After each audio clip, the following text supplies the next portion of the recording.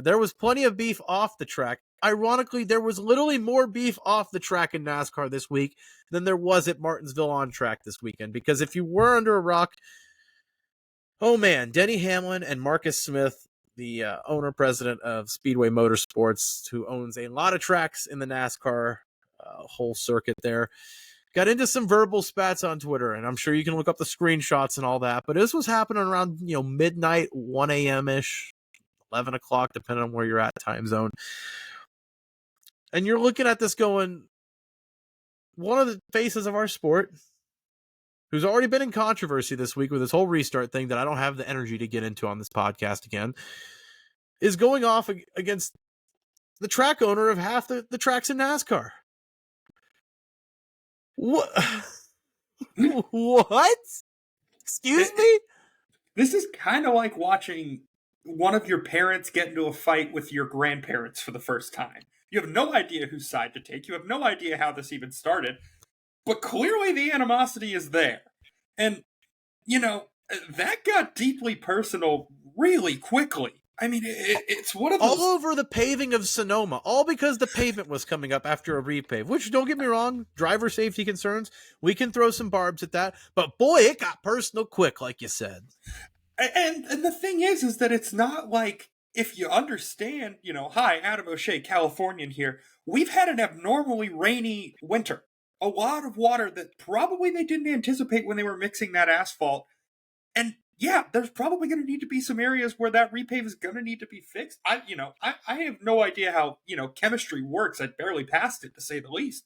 But it just seems as if there's a reason, at least with Sonoma, I can understand why they're having trouble with, with the asphalt, with the pavement, because we've had so much rain.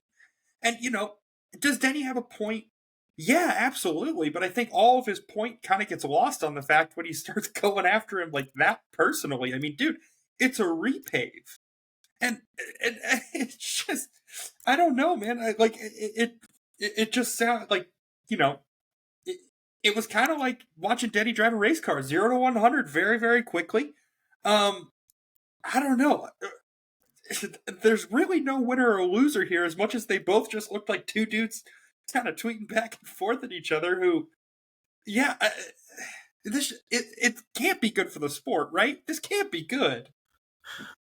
I don't know what to think of it, man. I mean, you got two guys who are very influential in their own right, the driver's side, the owner's side, then you got the track side, the NASCAR side of things, going at it very publicly. Obviously, Denny even said afterwards, this is just, me getting frustrated. Obviously, the drivers and the teams are frustrated with NASCAR over the charter agreement and, everything that's going on. 2025 is a big year contract-wise.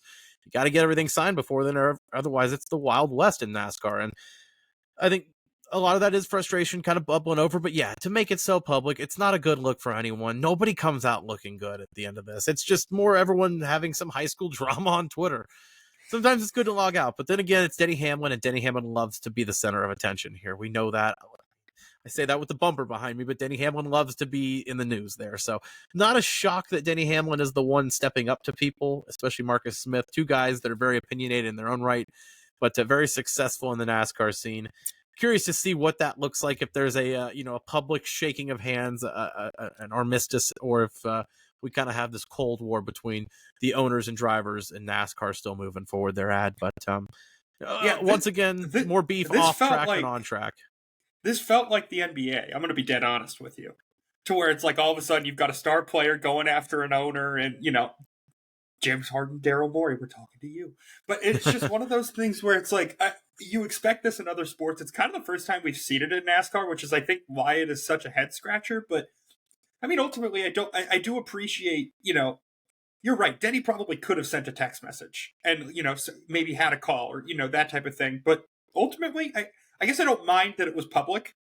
I don't mind that being something you tweet, but then to kind of keep it going and to really just take, shots at each other publicly like that.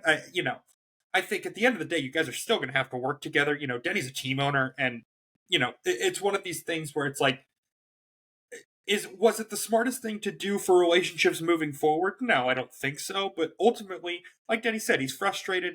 That's what, Twitter, X, whatever we call it nowadays, was kind of meant for, to get your raw reaction of, like the prompt says when you go to type a tweet, what's on your mind? And Denny Hamlin clearly had some thoughts, and he shared them.